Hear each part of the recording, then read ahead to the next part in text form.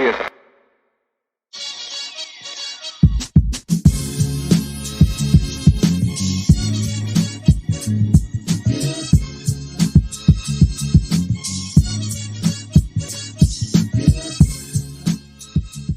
This is Andreas from M.B.I, and in this video I'm going to be talking about how you can buy your first home in 2022. Now, investing in real estate can definitely be a complicated and confusing process, so I wanted to outline everything step by step so that you know exactly what you're getting into. First things first, why you should invest in real estate. One of the reasons why I think you should invest is because it's safe. I mean, I personally feel that real estate is safe. I feel that it's safe because you have a lot more control over it, unlike the stock market or other investment avenues where you can live in it, you can rent it out, you can build it up. There are a lot of things that you can do with real estate. Another factor is you're building equity instead of paying rent. So your money is actually going into your mortgage and paying down your mortgage, and you're building equity on your property. And third, real estate can be a lifelong investment. It can be a house that you keep forever and live in, or one that you can rent out to other people while you go and buy other homes. Now next, let's talk about what you need to buy real estate. One of the first things that you need is a good credit score. Ideally, you want a 740 or above to get a really good interest rate on your mortgage. But if you have a lower score, talk to an expert like a lender or real estate agent and see what you can get qualified for. The second is down payment savings. Now, depending on what type of loan you get, you'll need a down payment amount. So again, check with a lender or real estate agent and figure out how much money you need to put a down payment on the type of loan that you're going to get. And last, you need consistent income. Whether you're self-employed or working at a job, you want to make sure that you have consistent income that you can use to pay your mortgage. Now, there are two types of loans that you can get: a conventional loan or an FHA loan. A conventional loan is a standard 30-year mortgage that you can get from a bank or mortgage lender, and an FHA loan is from the government. But since you are considered a high-risk borrower, for getting an FHA loan, usually they charge you a PMI, which is additional cost that you'll have to pay monthly. But the benefit is that an FHA loan gives you a lower down payment amount, so you won't have to put up as much cash up front. Another way that you can go about buying a home is to go through a first-time home buyer program. There are lots of programs depending on what state you're in, so look at your state or government website and find some that would be beneficial to you. What you want to do next is get pre-approved. Basically, when you get pre-approved, you'll know exactly how much money you have to purchase a home. What you don't want to do is go out shopping and looking at homes, find one that you like, and then figure out that you can't afford it.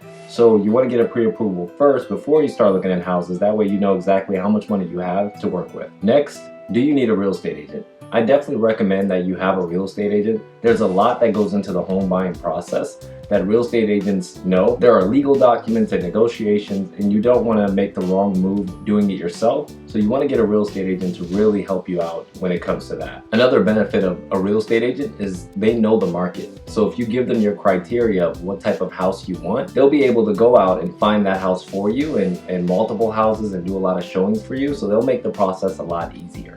A great way to find a good real estate agent is to ask for a referral from friends and family. They'll be able to tell you what their experience was like with their real estate agent. But if you live in DMV, I'll list a couple down below that I would personally recommend. Now, once you find the right house, you want to make a good offer. Just keep in mind that if it's a really good deal, other people have probably noticed it as well. So you want to make sure that your offer is strong so that you won't lose out on the house. Once your offer is accepted, your lender will then ask you for a bunch of documentation like pay stubs, bank statements, and other documents as well, so that they know that you could actually afford and pay for your mortgage. Then later at closing, you'll have closing costs. Closing costs are usually about 1% of the total purchase price, so you want to make sure you have that ready at the end. Now, throughout this process, you'll also be doing inspections on the house to see if everything is on the up and up, and if it isn't, you'll be able to negotiate at escrow with the seller of the home to either get those things repaired or lower the actual amount that you'll be paying for the home. A quote that I got from a real estate agent is that it isn't over until the ink is on the paper. So just remember that until you actually sign all the paperwork and everything is finalized, anything can go wrong. So just be prepared. But once you sign all the paperwork and you receive the keys to your home, you are all set. Now you have your new home. Now, of course, this is just a quick summary of the entire process. So as you go through the process, you'll probably experience some other things as well. And if you do, definitely comment down below and let me know what they are. If you have any questions about the home buying process, I'm more than happy to let you know exactly what I know. So you can direct message me on Instagram or Facebook, or comment down below. I really hope you got some good information from this video. Like and subscribe, and see you next time.